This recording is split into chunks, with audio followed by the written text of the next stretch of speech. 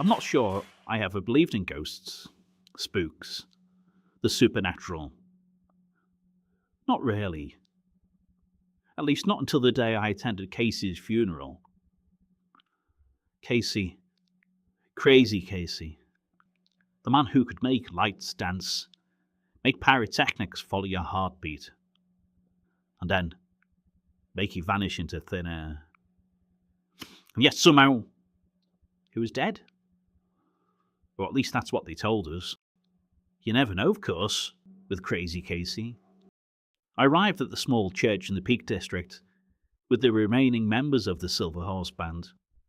Just the three of us now. The clouds hung low, heavy and slate grey, like stage curtains waiting for a cue. Only one relative had seemingly shown, a cousin, fidgeting nervously in a pew, glancing at us uneasily. Apart from the vicar and a woman in black sporting an upside-down crucifix, there was nobody else there. Kenny muttered under his breath to me, half in disbelief, half fond exasperation. He is dead, is he? He's not going to suddenly spring out of there mid-sermon, screwdriver in hand with some mad brilliant idea about lights and pyrotechnics, is he? Is he? No one laughed. You all knew the thought too well. If there was one thing we knew about Casey, it was that nothing could ever be ruled out if he was still around, dead or alive. Talking of which, no one could even say exactly how Casey had died. Burst appendix, drink, cancer, a fall, different stories from everybody. It didn't matter. The uncertainty felt almost fitting somehow. Near the back, the woman in black sat fiddling with a crucifix, the crucifix glinting faintly in the filtered light, very Ozzy Osbourne. Yet the shadows across the pews seemed deliberate, almost theatrical. I caught myself staring, half expecting her to vanish before my eyes. The church was full of drama and expectation, just like one of our shows he'd prepared over the years. It was badly lit, though. Casey would have had something to say about that.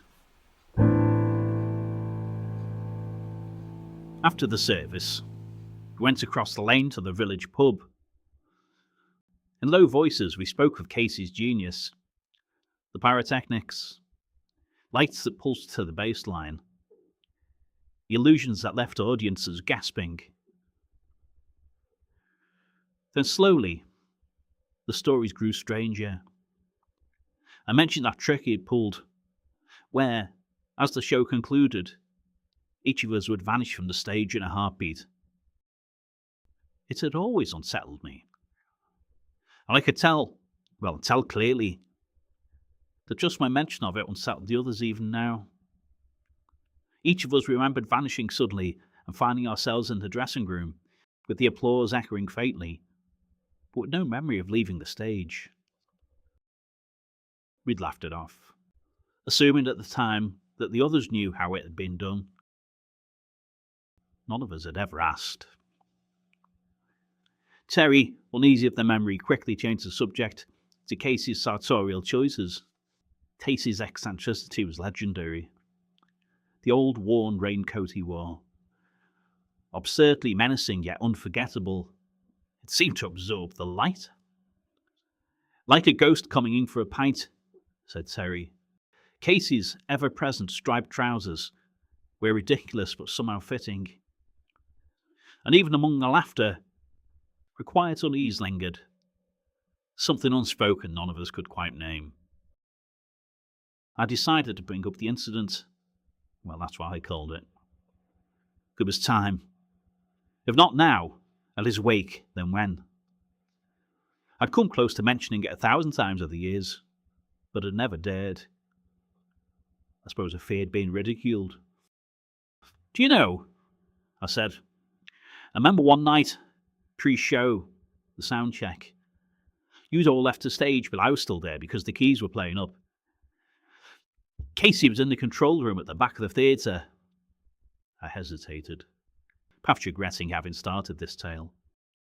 We had words, Casey and me. Didn't we all? Remarked Tommy with a laugh.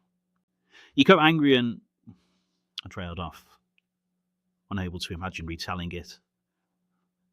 Go on, encouraged Terry. I continued. Well, he just got up from the control box at the back of the theatre and just flew over to me. Oh, he could run fast, joked Tommy. Especially when he messed something up. You remember when... No, I interrupted. When I say flew, I mean flew, right? What? Yeah, right, said Terry mockingly. Like I said, right down over all the seating. He swooped like a, I don't know, like a bat or bird or something, right over me, right around me. In a harness, you mean? Asked Tommy. No. Frustration and fear crept into her voice. No harness. He flew. Nothing to hold him. Well, that's drugs for you, joked Terry, breaking uneasy silence. Tommy laughed. Listen, I was 10 years clean by then. I know what I saw. Okay? You imagined it. Probably him messing with lights again. You know what he always said, you can make people see anything with the right lighting. Oh, yeah? I snapped. The wardrobe girl saw it too. Remember her? Angela, she was there. She walked out that night and never returned. You remember that? A terrible silence fell. What little joviality there had been had suddenly evaporated like an early morning dew. So this flying business, asked Terry mockingly, is that why you got us all to sack him? I never really got to the bottom of what went on with all that. No, I said, but that was years later, something else. Remind me, said Terry. Oh, I'd shown him a picture of my young daughter in a communion dress.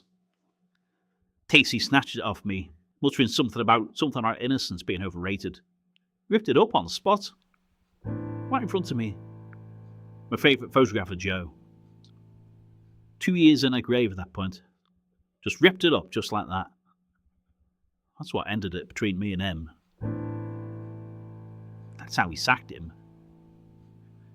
Oh, yeah, I remember now, said Tommy. I'll make it up to you, he said, didn't he? Just before you laid him out cold.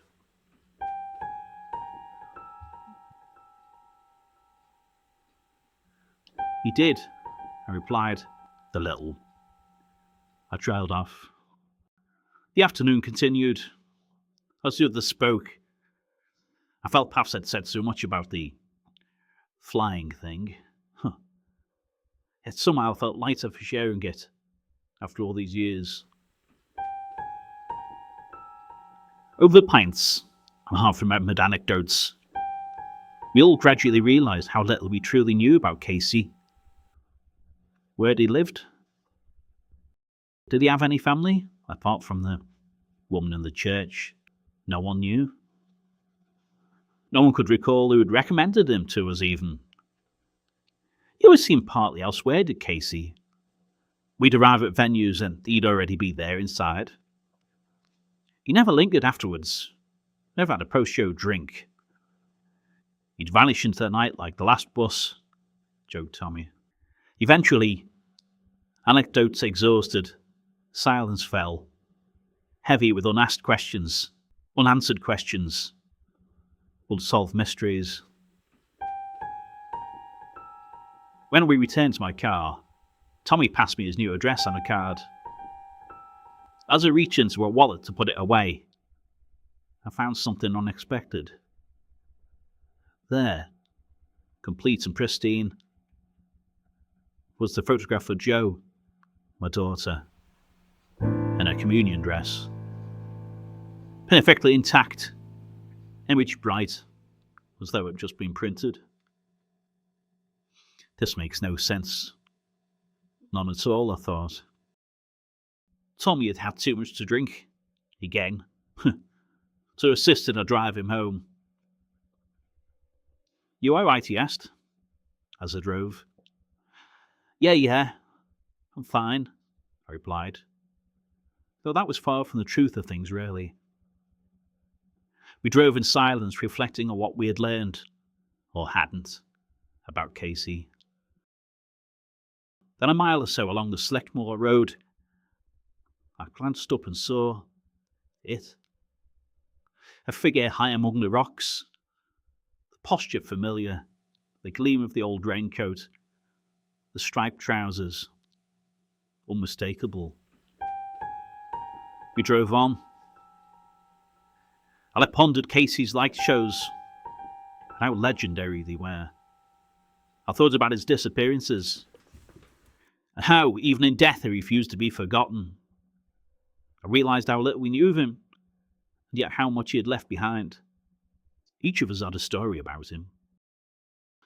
I got to thinking about Angie, the wardrobe girl. Her eyes wide, the tremor in her hands that night, the night she left and never returned. And in that photograph of my daughter, I thought there was a message, unspoken yet certain. Casey had been there today somehow. He'd watched. He'd ensured in some unnameable way that the magic, the illusion, still persisted. Even in absence, he remained with us. His memory lingered somehow, tangible, a quiet reminder that some people leave more than memories. They leave shadows. Well, in the mist, in the moors, Casey had lit the stage for the last time. In the low light of the Peak District, he was still there, watching.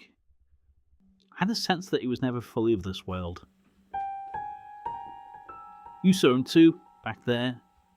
Tommy asked. Stated, without looking across at me.